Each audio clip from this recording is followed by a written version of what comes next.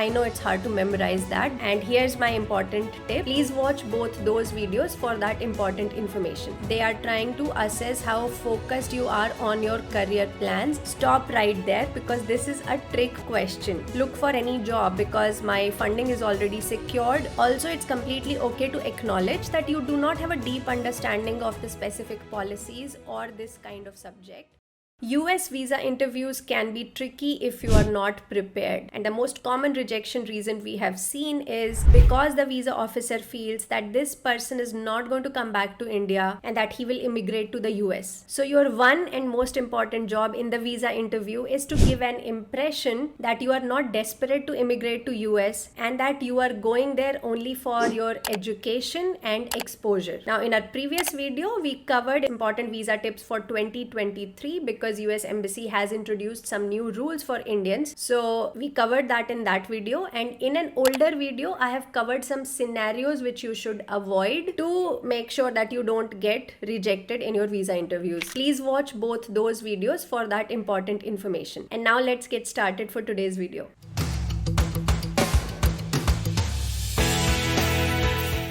Alright, so today we are discussing some critical and tricky questions for student visa interviews, and I will be sharing some sample responses to these questions as well. So make sure you bookmark this page and let's get into those questions now. The first question is, what is your career goal? Now, the reason behind asking this question is the visa officer is trying to assess the real motive behind you coming to the US. They want to make sure that your primary objective is your career growth itself and not something else. If you cannot answer this clearly, it shows that your main focus is not your career, but you are using your master's education just to sneak into the US. And here's my important tip. When you're answering this, instead of making it very centered on US, try to mention a goal that is more relevant to the international job market. Now let's look at a sample response. My career goal is to become a skilled business analyst who can help organizations make informed decisions based on data-driven insights. I aim to leverage my master's education to acquire expertise in data analysis, predictive modeling, and data visualization. I also plan to gain hands-on experience via a capstone project. In the long run, I aspire to become a business leader who can effectively manage data-driven teams and lead organizations toward growth and success. I believe that pursuing an MS in Business Analytics will equip me with the necessary skills and knowledge to achieve these goals and make a meaningful impact in the industry. I know it's hard to memorize that, but you get the gist. You want to cover why you are excited about this field, what are the things that you are looking to learn from this master's program, and how exactly this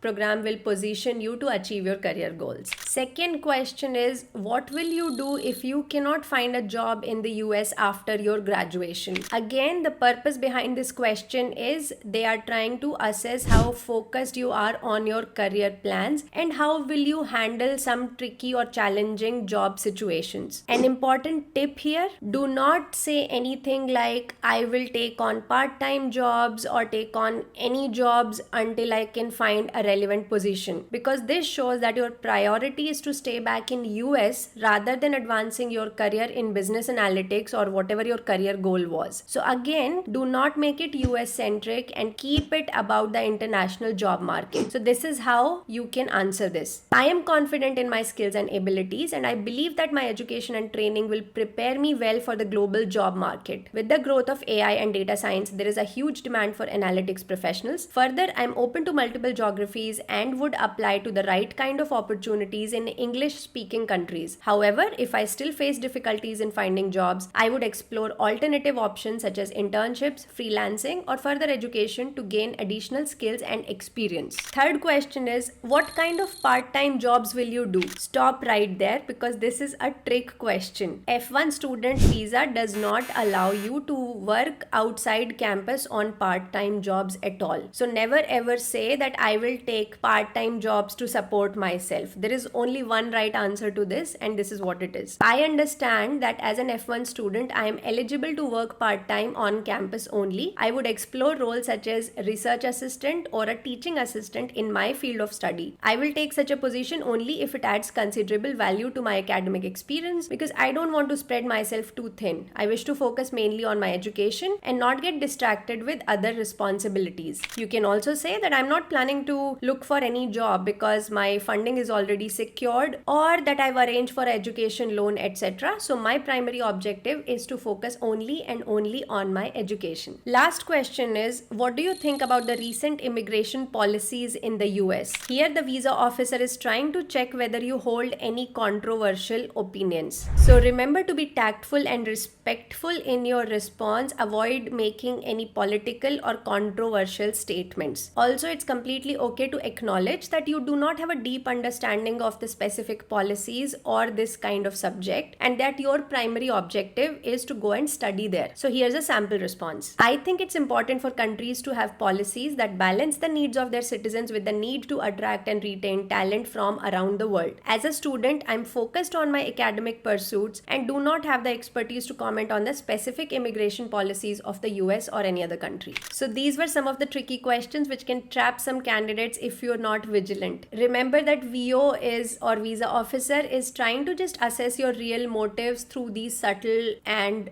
tricky questions. So be quick on your feet, use presence of mind to avoid saying anything which might be a red flag. Always maintain a stance that my primary objective is getting a good education and global exposure. I'm building a global career and I have confidence in my skills. And while US educations will jumpstart my career and make me advance quickly, but it is not my end objective. Hope this helps. If you have more questions which you want sample responses for, post them in the comments and we can do a follow-up video. Please don't forget to subscribe because we have more important videos coming up next week. I will see you then. Take care. Bye-bye.